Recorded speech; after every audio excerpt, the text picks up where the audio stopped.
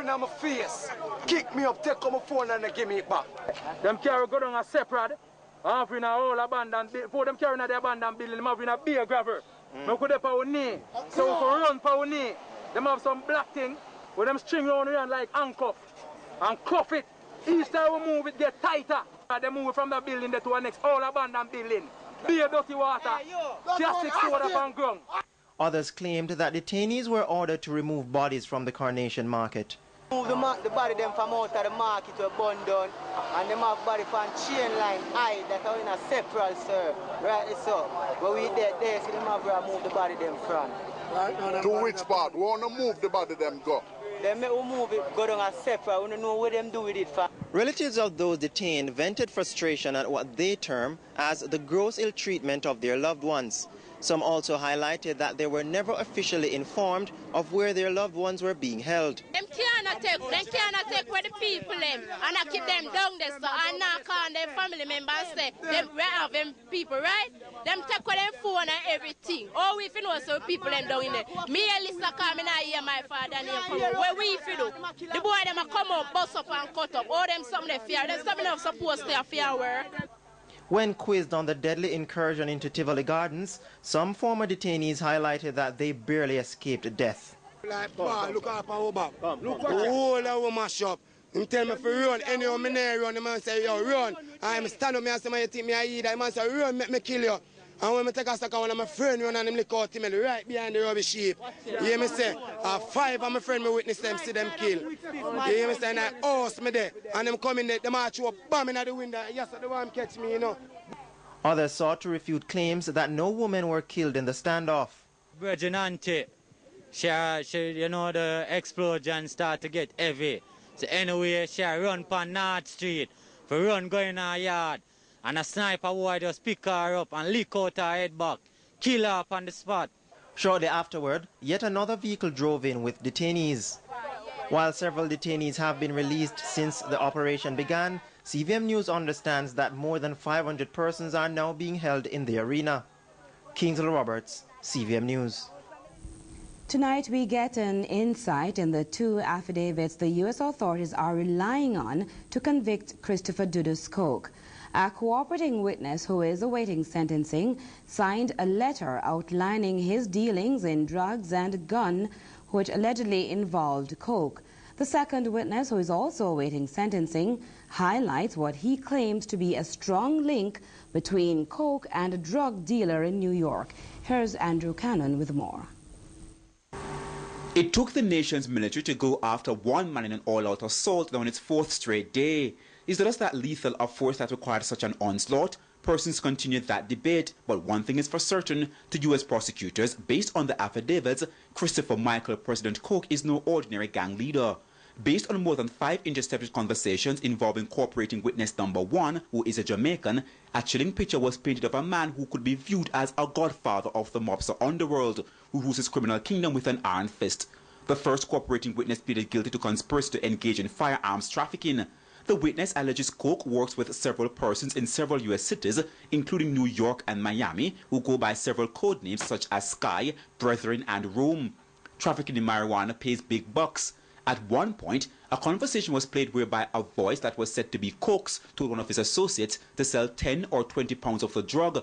The price tag was $450 per pound. Prosecutors say that's only the tip of the crime iceberg. What runs deeper is the trafficking in guns. According to the witness, quote, in early 2007, I purchased 4 firearms so that I could send those firearms to Prezi in Jamaica. I do not have a license to deal in firearms. I purchased those guns because I knew that Prezi wanted the guns to protect the Tivoli Gardens area. He gave the names of the guns: Ruger, Desert Eagle, Smith & Wesson 9mm, and a .380 small caliber semi-automatic handgun. It was said the man dubbed Sky had several AK-47s in his house, and it was further said they would be sent to Prezi. The guns had code names. For example, the Desert Eagle was called the Bird, handguns were called Shorts, and when rifles were involved, they were called Longs. According to the witness, there was a conversation in 2007, and one of the associates involved in gun running said firearms were sent to Dudus in Jamaica in refrigerators. Meanwhile, according to witness number 2, who currently resides in New York and pleaded guilty to distribute cocaine and crack, he has personal knowledge of Coke's participation to obtain and distribute cocaine and crack in New York. He further claims he sells the drugs to persons from Tivoli Gardens as well. Extremely powerful and well connected in Jamaica is how he described Dudas. These, according to the witness, involved the president who dictated that girls who sell at the arcade in Kingston carry between 1/4 and 1/2 of a kilogram of cocaine when they arrived in the U.S. so the cocaine can be sold there. He claims, quote, the dealer said if the girls refuse to do so, then their businesses will be threatened and the clothing they sell and the money that they earn will be stolen. It's claimed an older woman plays a major role in this part of the operation. She assists the girls by, among other things, finding them a place to stay when they are in the U.S.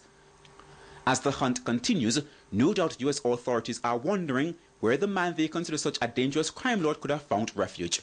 Andrew Cannon, CVM News. Fresh reports have surfaced in the U.S. media that Christopher Coke is negotiating his surrender with U.S. officials. The ABC network, which earlier this week reported that top government figures are criminal affiliates of the reputed Shower Posse leader, says U.S. Marshals and DEA Air Wing pilots are on alert.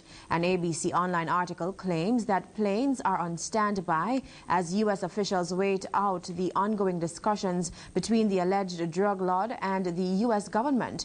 The article also states they are waiting to see whether Coke will be brought out of hiding in handcuffs or in a body bag. Meanwhile, ABC's vice president in charge of news, Jeffrey Snyder, says the network is standing by its report linking top Jamaican government figures to Dudas. Prime Minister Bruce Golding has expressed outrage about the claims and has indicated his government will take legal action. As the health sector continues to be burdened with the increase in emergency cases, ministry officials are this evening assuring the nation there is no shortage of pharmaceuticals to effect care to those in need. Health officials informed that all is in place to deal with acute injuries and other cases. We have more from Damien Phillips. President of the Nurses Association of Jamaica, Edith Allwood Anderson, leads a high-level team of officials from the Ministry of Health, led by Rudyard Spencer, into the Victoria Jubilee and the Kingston Public Hospitals in downtown Kingston.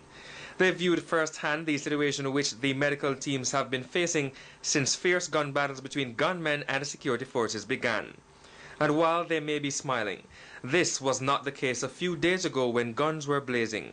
The bullet holes evident even inside the building. Piercing this window blade through this section of the building where a board-like material is used because there are no windows.